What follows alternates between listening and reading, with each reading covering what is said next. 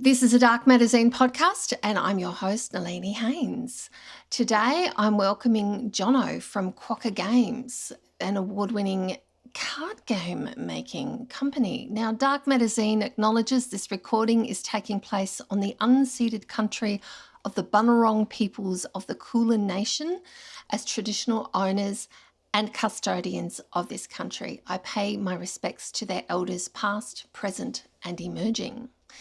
Now, two brothers from Australia, Jono and Ando, who are passionate about games and used to play board games, card games, and video games with each other all the time. One day, while talking about some gaming mechanics, they accidentally designed a game of their own and found their calling. They say their mission is to share this happiness with the world. Their Yum-Cha game was a PAX 2022 showcase winner, and now their new game, Boba Master, is a PAX 2023 showcase winner. Welcome, Jono. Thank you, Delaney. So, tell me about these games. Okay, so do you want me to start with Yum-Cha? Yeah, absolutely. Okay, so in the midst of designing Dirty Laundry, that's the second game, we were like, let's design a game around something that we enjoy and something that's within our culture. And then we were like, oh yeah, Yum-Cha is like our favorite pastime. And then we were like, let's make a Yum-Cha game. I'm sorry, so food is your favourite pastime? Yes. Isn't it everyone's? Pretty much, I guess. Yeah, so Yum-Cha is a Chinese brunch. And yeah, it's always the most enjoyable when you have it with family. And it's like usually something we go to for celebrations, like such as birthday, graduations, or any kind of achievement. So that's what Yum-Cha means to us. And then we're like, let's make a game about Yum-Cha, because we haven't really seen that out in the market before. And then that's how it began. And it's really taking off. Yes, it's our bestseller, that's right. It's funny because an iconic Australian researcher, Hugh Mackay, has made rather pithy comments in some of his books about how Australians tend to be racist, but we might tolerate people from overseas, but we love their food. I'm wondering how much that's playing into Yum-Cha, because we do love our food and Yum-Cha's just yummy. Yes, that's right.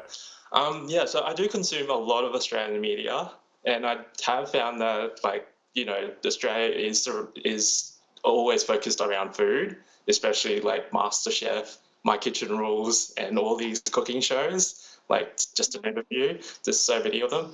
And yeah, so we were like, we love food. Why not, showcase our culture through our food? There's more culture than just the food in the game. The blurb from your website says, Yum-Cha is a cute little card game based on everyone's favourite Chinese brunch, also known as dim sum. The objective of this casual card game is to accumulate the most points so that you get the honour of paying the bill. Mm-hmm. That's not necessarily part of Australian culture. No, that's not. So that's a big part of our culture. So I don't know if you've been with Chinese friends before, like going to a restaurant. What happens is at the end of the meal, there's usually a fight that happens. So it's usually between like the host and the guest. And there's always like a shuffle between who gets to take the bill to the counter. But sometimes before the end of the meal, you go, I wanted to go to the bathroom. And then you sneakily go off to the counter and pay for it before they can get to it.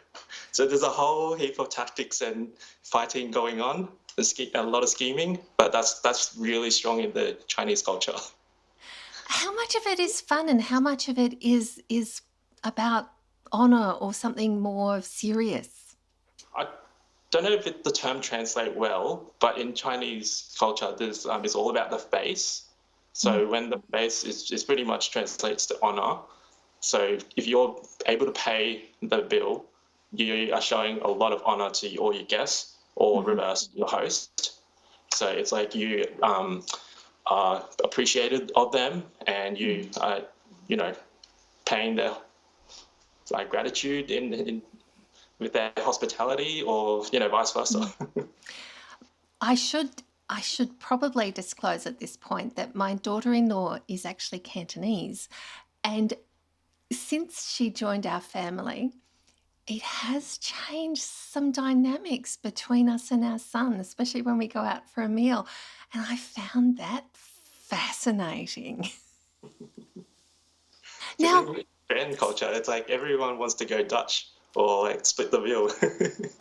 yes, but also, I mean, like we're the parents, and, a lot of the times I'm just happy to see my son. So I'm happy to pay the bill if it means that we go out and have a pleasant evening together. But now he's like, we will pay. And it's like, Right, that's right. wonder how much this is coming from his partner. Now, your website also says all dim sum cards include traditional Chinese characters. My understanding is there is no actual traditional Chinese language. So I'm assuming it's probably Cantonese or Mandarin? So I guess in the what do you call it? In the language like characters sense, there's a traditional and a simplified Chinese. There's got Right. a in the writing system, but yeah, there's no traditional Chinese per se. It goes back 5,000 years of history, so I don't know where you say traditional begins. But yeah, what I'm referring to is the writing system that we use in the modern times. So there's traditional and there's simplified. So simplified Chinese is used mainly in mainland China, and then traditional is used in Hong Kong and Taiwan.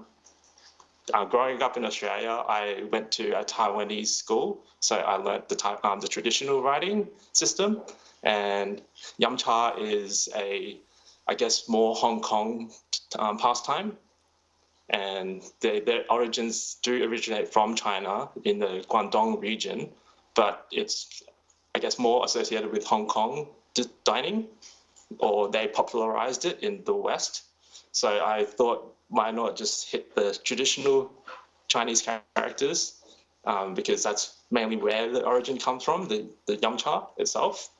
And then I've got the Pinyin, which is the romanization for the Mandarin. And then I've got the Yup Ting as well, which is the romanization for Cantonese. Okay. So there's a lot there. Yes. Please forgive my ignorance, but now I have to ask. So, does the written language go across dialects? So you have one character for dim sum across like Mandarin and Cantonese, or is it more complicated than that? I say for the most part, yes. It's yes. The short answer is yes. Okay. But the long answer is that there are specific characters that are tied in with like the local languages or the local dialects or whatever.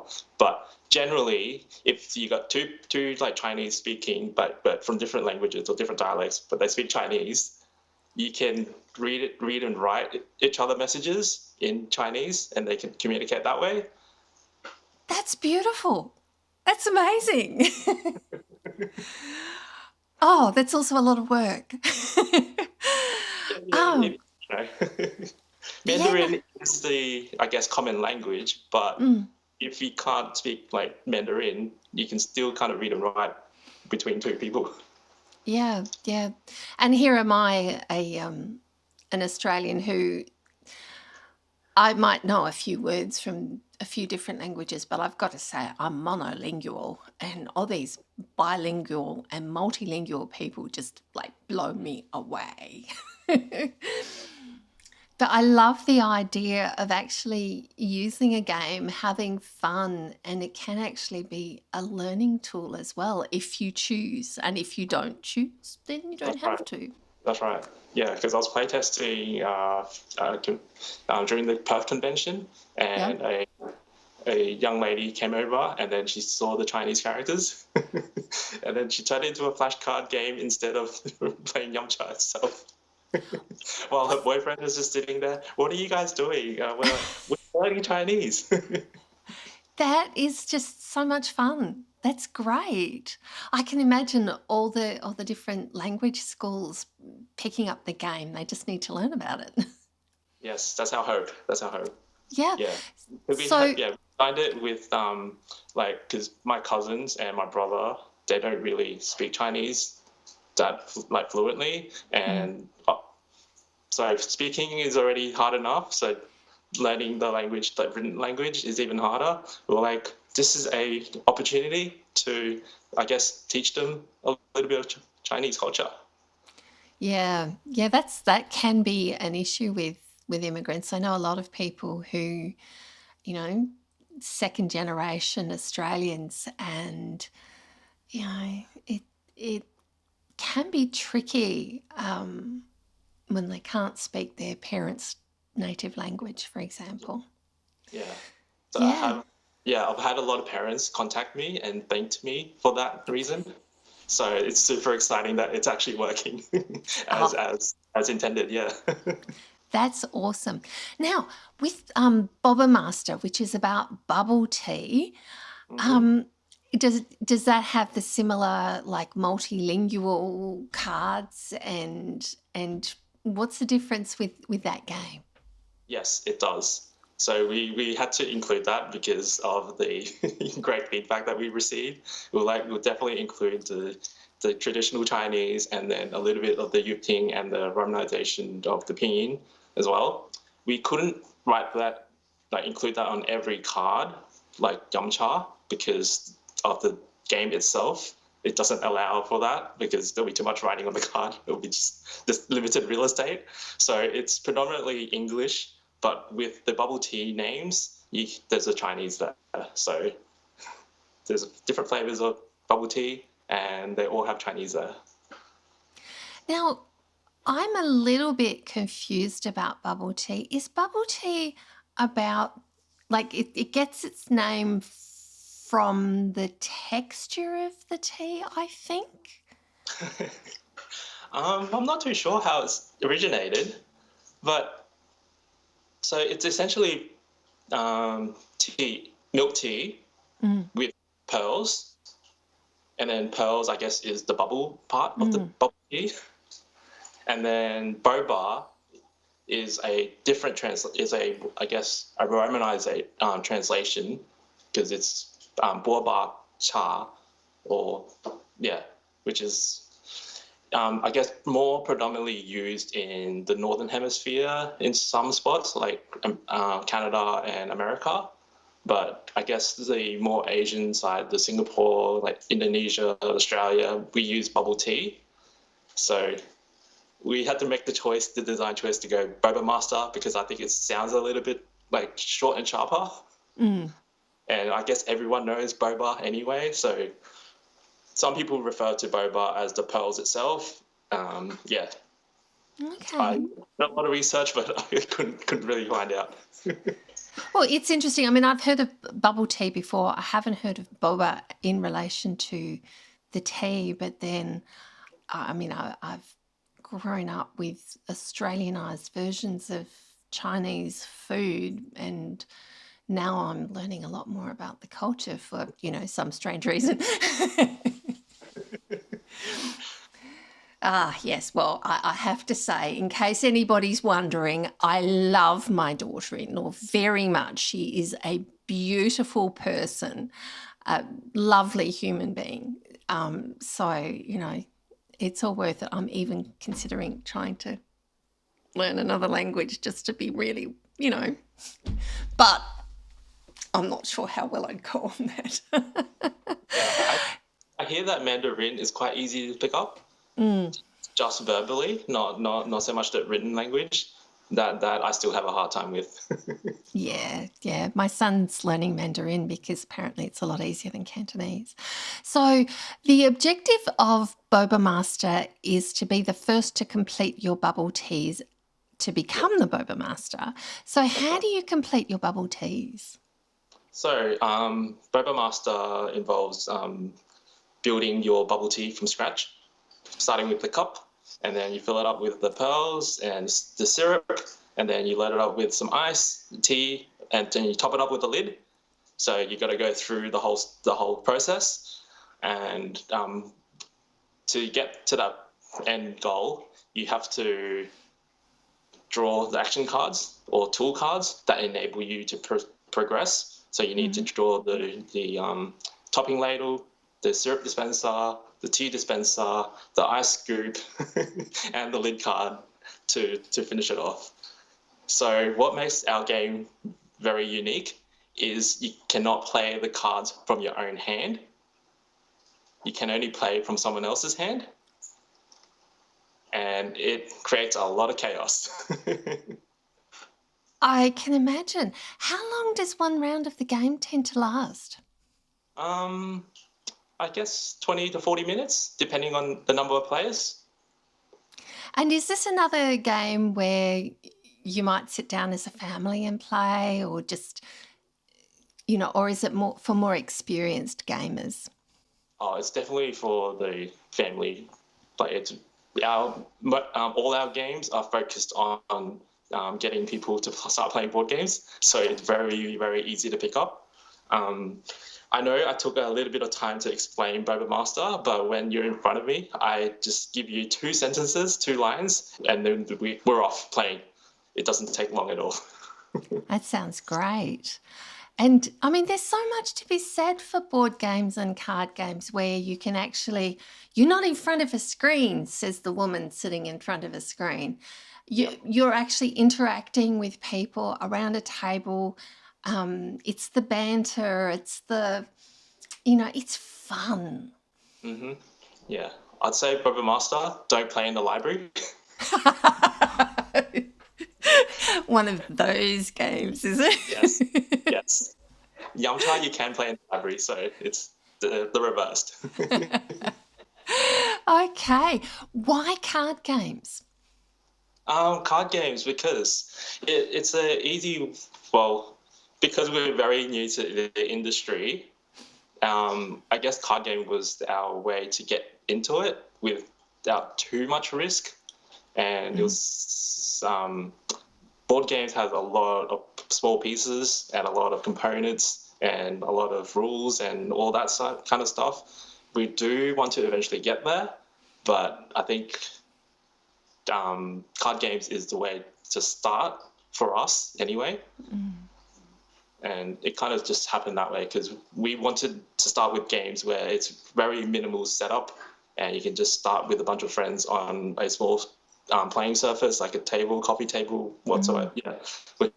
Where sometimes board games can get really large and it can take 1 to 2 hours to set up. So Yes. I think the worst board game for that I've ever played was Civilization. And after playing about 5 games and still not being convinced that we had the rules down, we gave up on that. It was too hard, too much like hard work. It wasn't much of a game, I thought. I think Civilization's really meant to be played on a computer. But there's a lot to be said for a game where you can just pick up a deck of cards, throw them in your suitcase while you go away for a weekend. Is a lot less drama than recently my son went away for a weekend with some friends and took I don't know how many consoles and all this other stuff. It's like, come on guys, just take some card games. Now we're going to play the instructional walkthrough on video for those who are watching the video. If you want to see the video, go to darkmagazine.com. It will be tagged Boba Master. Boba Master is a 2 to 10 player game of memory and luck. Unlike conventional games, players draw and play the cards from their opponent's hands. Players compete against each other to make their favourite bubble teas. The first player to make their bubble teas is crowned the Boba Master. Setup: 2 to 5 players. Each player selects 2 flavours of bubble teas to make and places the cards face up in front of them. Tool cards and action cards are shuffled, and each player is dealt 1 card at the start of the game. All remaining cards are placed into a deck face down.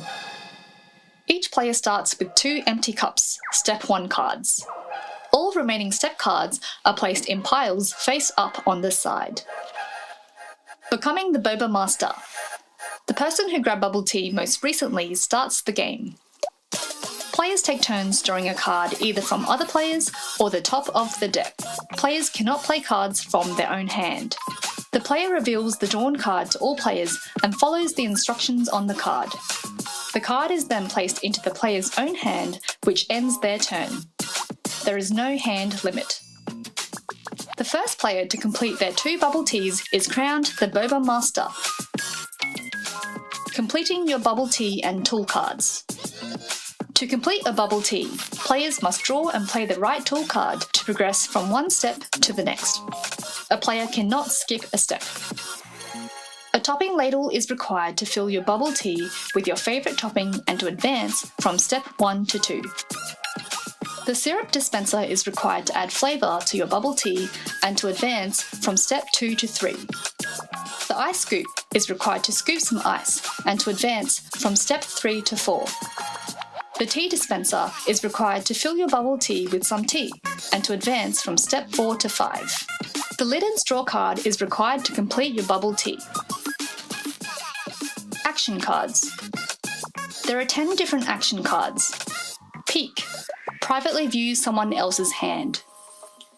Tag. Discard a tool of your choice from your hand into the centre. Tape. Pick up a tool of your choice from the centre. Swap Boba. Swap one of your bubble teas with another player. Swap hands. Swap your entire hand with another player.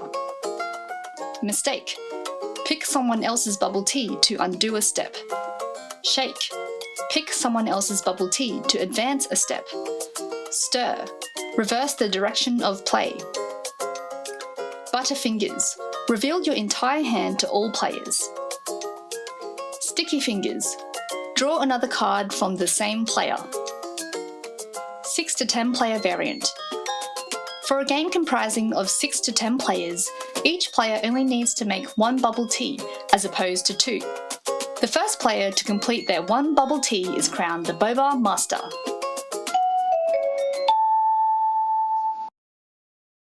We've just watched the walkthrough. Is there anything else you want to add afterwards? Yeah, for your listeners, I guess if you're listening, we are offering a $5 discount for Boba Master if you order on our website.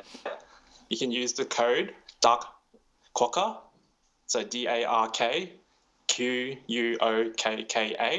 Dark Quokka, and you get $5 off for Boba Master. So I am now laughing because I am Dark Magazine and the code is Dark Quokka, but that's just coincidence.